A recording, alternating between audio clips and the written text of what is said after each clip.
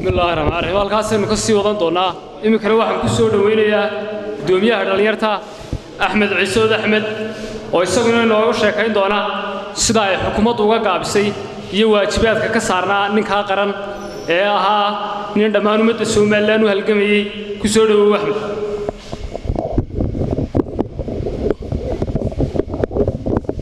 المعصنتي عبد العزيز بسم الله الرحمن الرحيم marka waxa salaamaya dhalinyarada ka soo qayb gashay kulankan aynu maanta ku muujinayno dareenka iyo sida aynu uga xunnahay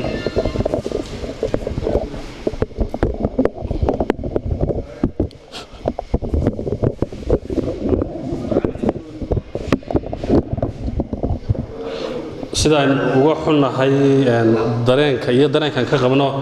dilkaas saraakiisha oo aan anagu aaminsanahay inuu ahaa dil qorshaysan oo si fool xun u dhacay oo waliba nin ciidan beeleedii inuu kabtan iyo abaanduulihii ciidanka intuu dilo waliba la yiraahdo uu baxsaday horta waxaan aqbalayn waxa weeyaan xukuumaddu way ka gaabisay arrinka waxaana ku muujinaya sidoo walaalkayba sheegay taliyihii shalay toole lagu dilay magaalada Gabiley Allah naxariiste Cabdi Case markiiba madaxweynuhu tacsiib u diray wuxuu amar ku bixiyay in si degdeg ah maxkamad loo hor keeno ninkii sharciga oo la dilo inuu ninkii saraakiisha laayay madaxweynuhu xataa aanu tacsiib dirin walibana aanu ka hadal waxay noo muujinaysaa dareen kale oo waxa weeyaan inuu ninkaasi ahaa beesha madaxweynaha ka soo jeeda beesha madaxweynaha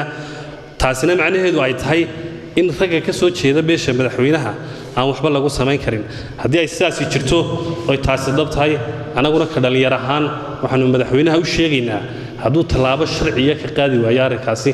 in anaguna waajibaadkeega gudan doono hadii la yiraahdo waxa weeye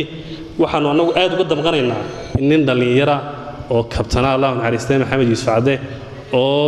waxa weeyaan Itoobiya ku soo bartay oo dalka difaacay oo qiimaha bulshada iyo dalkaba u lahaa in waxa weeyaan sida waliba aaskiisii inaan cidi ka soo geybgelin waanu cambaaraynaynaa waxaanu mar labaad anagu xukuumadda u sheegaynaa in arrinkaas si degdeg ah hadii alla yiraahdo ay waxa weeyaan uga hawl gasho ninkii la soo qabto waa la garanayaa ninku halku joogo waxa weeyaan shalay wuxuu wasiirka gaashaandhigu sheegay inuu u diray baaritaan saraakiil in kiiska la soo baaro maanta ma aha kiis baaritaan u baahan waxay noognayn in si cad loo dilay oo in cidna ka qarsoonayn baaritaan loogama baahna dawladda waxa looga baahan yahay in ninkii soo qabato oo sharciga hor keento oo waliba dilka ku fuliso waanu daba taagnaanayna arrinka waxaanu sheegnaa xukuumadda inaan ka dhalinyar ahaan inaanu daba taagnaanayno oo aanan kulankan maanta aanu isugu nimidnay aanu ahaanayno